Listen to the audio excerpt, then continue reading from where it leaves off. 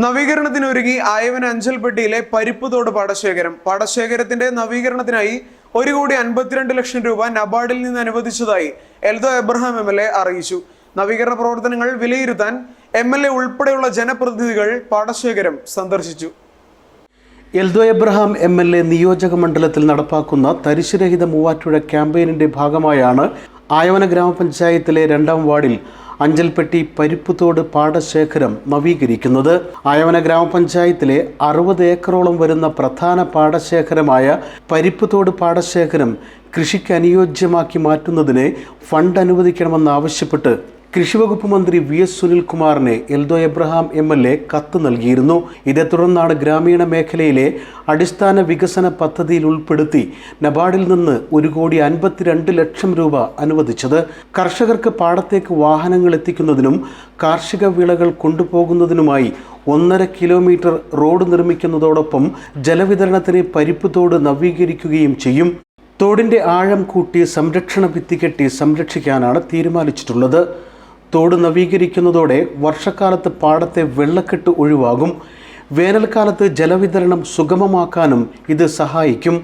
Ramp നിർമ്മാണമടക്കം കൃഷിക്ക് അനുയോജ്യമായ വിവിധ പദ്ധതികൾ നടപ്പാക്കാനാണ് ലക്ഷ്യമിടുന്നതെന്ന് പാടശേഖരത്തിൻ്റെ നവീകരണ പ്രവർത്തനങ്ങൾ വിലയിരുത്താൻ ഇവിടം സന്ദർശിച്ച എൽദോ എബ്രഹാം MLA പറഞ്ഞു. ആയവന പഞ്ചായത്തിലെ പരിപ്പുതോട് പാടശേഖരത്തിന് RIDF ഉൾപ്പെടുത്തി സംസ്ഥാന കൃഷി വകുപ്പ് പാടശേഖരത്തിൻ്റെ നവീകരണത്തിനും തോട് പണിയുന്നതിനും തോട് സംരക്ഷിക്കുന്നതിനും ഫാം റോഡ് നിർമ്മിക്കുന്നതിനും വേണ്ടി 1,52,00,000 രൂപ അനുവദിച്ച വിവരം സന്തോഷപൂർവ്വം അറിയിക്കുകയാണ്. തരിശുരഹിത മൂവാറ്റുപുഴ എന്ന സുപ്രധാനമായ ക്യാമ്പയിൻ മൂവാറ്റുപുഴയിൽ മുന്നേറുകയാണ്. മൂവാറ്റുപുഴയുടെ പ്രിയങ്കരായിട്ടുള്ള ഓരോ ജനപ്രതിനിധികളുടെയും കൃഷി വകുപ്പ് ഉദ്യോഗസ്ഥരുടെയും മുതിർന്ന കർഷകരുടെയും പുതിയ തലമുറയിലെ കൃഷിയോട് ആഭിമുഖ്യം പുലർത്തുന്ന എല്ലാവരെയും ചേർത്തുകൊണ്ട് മൂവാറ്റുപുഴയിൽ കാർഷിക മേഖലയിൽ പുതിയ ചരിത്രം രചിക്കാൻ ഉതകുന്ന വിധത്തിലുള്ള പ്രവർത്തനമാണ് നടന്നുകൊണ്ടിരിക്കുന്നത്. ആയവന ഗ്രാമപഞ്ചായത്തിൻ്റെ കാർഷിക മേഖലയിലെ മുന്നേറ്റത്തിന് തീർച്ചയായും ഈ പാടശേഖരത്തിന് അനുവദിക്കപ്പെട്ട തുകയിലൂടെ മാറ്റമുണ്ടാക്കാൻ സാധിക്കുമെന്നുള്ളത് ഉറപ്പാണ്.